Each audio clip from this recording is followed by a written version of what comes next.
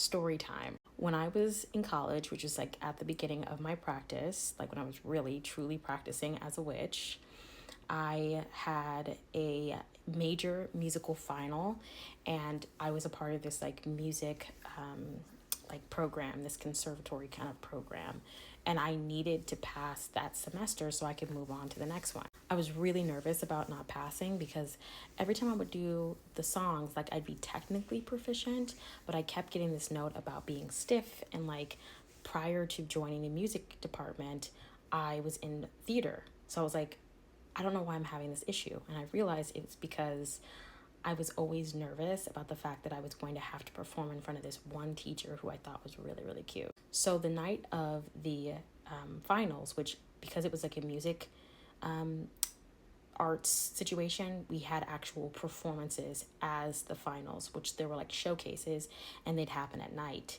That night was the Bloodmoon in Scorpio. It was a very intense like day. Like, I don't know, there might have been some other transits happening, but it was very intense. I didn't really look into it. I just knew that it was powerful and I wanted to harness that power. So I set this intention that I was going to be like magnetic and I was going to sing from the depths of my soul, and I was going to stand up there and I was just going to come to life and I was going to look good and feel good and all of that, right? And I also wanted to make sure that I was like so alluring and so tantalizing that I could get anyone to do what it is that I wanted them to do. Like I could get the teachers to see me exactly how I wanted them to see me. I could convince anyone around me to, help me or whatever. I wanted to be able to have this incredible seductive power like Scorpios have to almost possess a person and pull them in, reel them in, and get them to do what it is that I wanted them to do. I don't know why I thought that that was going to help me, but I wanted that because the song I was singing was called Whatever Lola Wants. And if you've ever seen Damn Yankees, that specific song is about a literal succubus trying to get this man to do whatever she wants. I was like, I need to become this succubus. Oh, God. Anyways, I nail that performance. It is so dynamic to the point where people were hushed for several seconds after my performance was done. And then there was a roar, like, oh my God, so much excitement.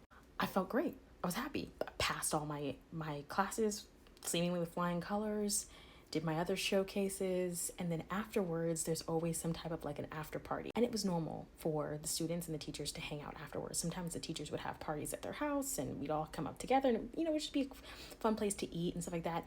And as long as you were of age, they'd have drinks there and you could drink, and everything was just very copacetic. It wasn't crazy ragers. They were just like kind of like for the artists who were struggling, barely could eat. Like, it was just a good way for everyone to get fed and also to have fun and to like bond with your teachers, because a lot of the teachers were actually like working still like as musicians, and like it was a good way to be able to get work outside of class. Anyways, so that night we were going to go to this place that everybody was going, but then suddenly the teacher that I thought was really cute makes a beeline to me and my group, and it's like, where are you guys going? Like, what are you guys doing after this? I was like, I don't know. I think we're going to go to this place. What are you thinking about doing? He's like, well, I'm going to go over here to this place. I invited a couple people. You guys should come.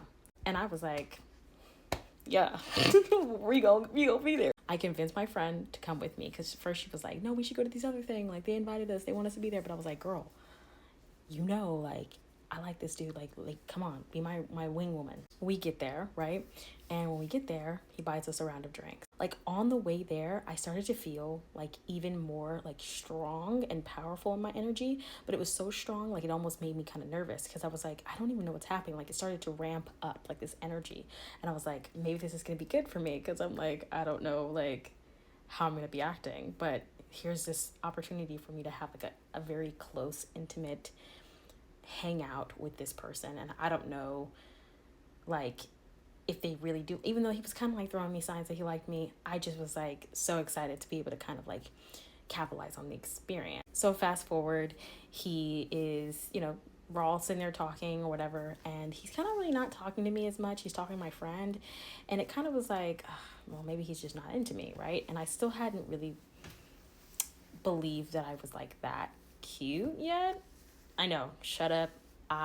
There was a time where I did not think I was attractive. At least attractive enough to like pull a teacher. Anyways, even though that wasn't true either. He decided that he was going to go to the bathroom, and he asked me specifically to watch his drink. And I was like, that's weird. Like, you've been sitting here talking to my friend this whole time. I would think that you would ask her or whatever. But he turns to me and asks me to watch his drink. So I said, okay. He goes to the bathroom, and I decide, you know what? I'm going to do a little spell over his beer. Not ethical. Don't do that. But my friend, who I don't think she really even believed in magic or that I was really actually a witch. I think she was just being supportive. She didn't stop me because, again, she didn't believe in it. I wave my hand over the glass, and I just say something along the lines of like, release your inhibitions. Did not specify, but I was feeling so magically charged. I was like, I know that drink is a fucking potion. I could feel the energy coming off of that beverage, to the point where he came back and he made a joke like, I hope you guys didn't roofie me unless it's the good stuff, right? Takes a drink, and his eyes change a little bit, like it becomes a little bit more wild. And then he downs the drink, and he goes to get another one. And I'm like, ooh, I don't know if that's good. He's now suddenly very intoxicated. And my friend and him step to the side for a second, and I'm talking to somebody else. And I see them go into this photo booth together. At that point, I was like, oh, okay, well, that pretty much solidifies, like, I'm not an option. She comes out, he comes out, and he makes another beeline to the bathroom. She comes straight to me.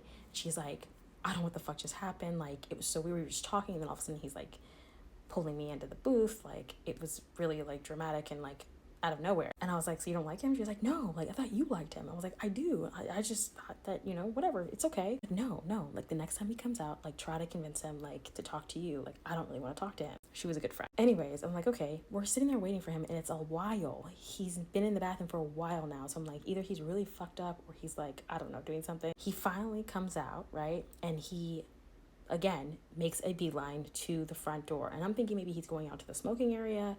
I don't know. So she's like, oh, go take your bag, go. So I go, and I get outside, and I see him hop into this like SUV, the back of an SUV, like a Uber. And I'm thinking, okay, well, he's gonna go. And so I'm standing there, and the door is still open, and I look up, and he's facing forward, not really looking. And then he turns his head, and he looks at me, and he does one of these. So, long story short, we end up back at his house. And I need you guys to remember that it is a blood moon in Scorpio. We are doing scorpionic things. And suddenly, my period starts on a blood moon. I have never felt more sexually powerful than I felt that specific night. There has been moments, but that was a very unique experience. It was so strong that I, pat myself on the back, had so much control of that situation. It was crazy. Anyways, there was some situation. The rest of it's not really important because it's kind of boring, but the main part of this is this. When I saw him again at school, he invited me into his office because he wanted to talk about it, because he barely remembered all the details and he needed me to recap the whole thing. I explained to him what happened, and he was like, we can never do anything like that ever again. I said, fine, that's fine. It's okay. I could tell he was still really nervous around me. He thought that I was going to tell somebody. I think maybe he thought that I was like going to be pregnant or something. I don't fucking know. I had no intention of doing that. I kind of felt bad for him. But then when I would see him at like some of the parties or whatever, or just like around school, I started to realize that like, it wasn't just that he was nervous around me. I felt like I could control him. So I started to test the theory, and I would just like set intention, like make his hand twitch, or to make him scratch his ear, or to cough suddenly. And he would do it every time, to the point where it started to freak me out, and I started to become nervous about the whole thing. I did a huge major cord cutting to release and sever the energy between us, because I was like, I don't know what the fuck is going on, and I'm scared and I don't want this ability. Years later, I found out that he had like a drinking problem. I think he's sober now. Anyways, what I found out was basically like anytime that he was intoxicated, even a little bit, I had control over this person, because the spell I did made me a literal succubus. And whatever Lola wants, Lola gets. I ate with that spell. Very scary.